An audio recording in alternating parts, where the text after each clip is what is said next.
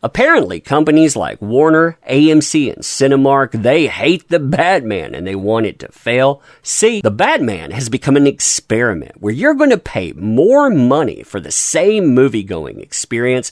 Why? Because companies like AMC, Cinemark, and Warner, they're drowning in billions of dollars in debt. Now, this should tick people off, and you have to be loud about this stuff, too, in order to shut it down, because you know what? This is only the beginning. They're already talking about depending on the theater. So, go to Theater A versus Theater B, costs more money. The market, go to State A versus State B, going to cost more money. Time of day, week, various other factors. What does that mean? Don't know. But yeah, they're going to use Batman to enforce this. They've already started calling it a success.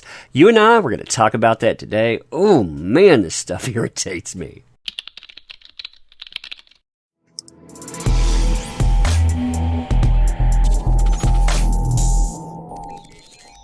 Oh man, so hey there to all you fine folks on this fine day, by the way. I hope you are doing excellently. And I cannot stand the go-to excuse these folks use to gouge you. Why? Because it's not true. See, it doesn't matter if you're talking about a company like Amazon or Netflix or Warner or AMC. They all have this same go-to. The beer bug. They talk about how the beer bug, it caused them so many problems. See, for a company like, say, AMC, the beer bug didn't start their problems. It expedited the timetable for everything to fall apart. I mean, if you look at 2019's numbers, for example, and that was the best year we have ever seen with cinema, AMC still managed to lose $149 million.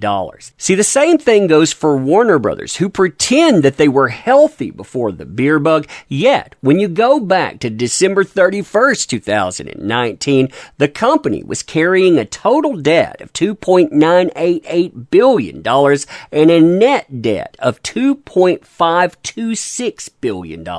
That doesn't even get into how dismissive this is of the customer, too, with tens of thousands of people losing their jobs. So yeah, when I see a headline like this, it kind of ticked me off. AMC is charging more for the Batman tickets as part of a variable pricing experiment. Same bat time, different bat price. Now, AMC's CEO was very casual about price gouging you too, telling you, these prices here, they're going to be slightly higher than the other prices for other movies playing in the same theater at the same time. He also said, this is all quite novel in the United States, but actually, I hate it when I see that statement, by the way, but actually, AMC has been doing it for years in European theaters. Indeed, in Europe, we charge a premium for the best seats in the house, so they're telling you, we're probably going to charge you more to contingent on where you sit,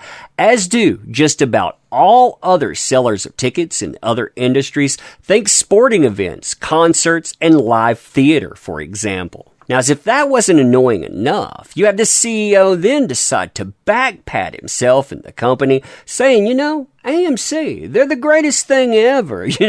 They've been bold thinkers in the area of pricing, one who has been willing to take risk, one who is willing to lead, and one who sees considerable upside opportunity for us ahead if we continue to be imaginative.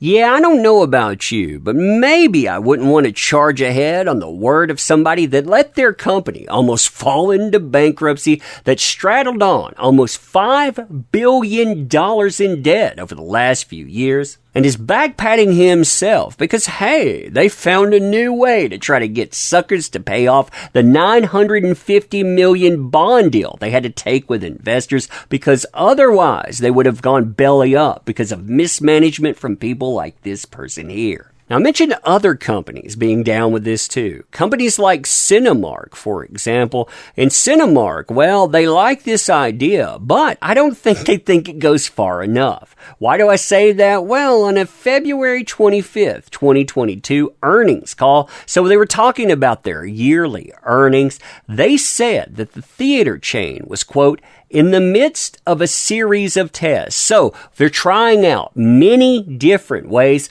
To better understand how elasticities have evolved during the beer bug to further optimize our base pricing levels going forward. Basically, they're trying to figure out how deep your wallet is after the beer bug. That could mean, they say, increases or decreases in pricing. If you see any decreases, by the way, let me know, because I'm not imagining that will happen at all. But they're telling you, depending on the theater. So again, you go to theater A versus theater B down the street, you might be paying more. Market. Now, market doesn't just mean, state to state. That can mean city to city. Again, drive 30 minutes for myself. I could be paying a lot more money. Time of day. Time of day is not just mentioning matinee prices. I heard other people mention this too. It's also talking about peak times. So during peak times, they would jack up the price. Week and various other factors. What are those various other factors?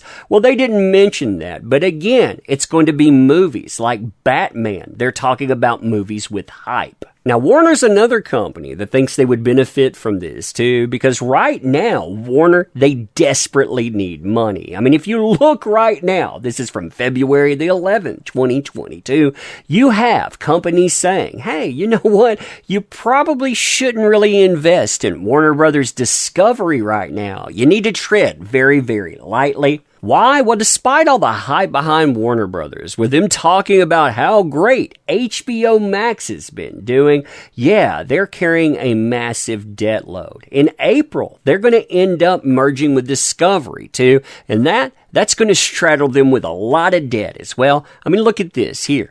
WBD, that'll be Warner Brothers Discovery, will assume $43 billion price, that's billion again with a B, of Warner Media's spin out as debt, along with Discovery's $15 billion in debt, creating a total gross debt of $58 billion.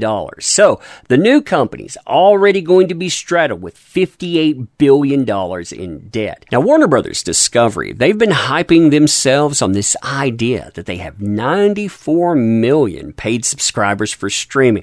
What could go wrong there, right? The problem is that HBO Max is contingent on brand new movies coming in. That's how they built up last year, right? Well, they're not doing that anymore. North American new subscribers, too, they have come to a crawl for every streaming service. So when you combine those, they've been looking for new ways to gouge North America.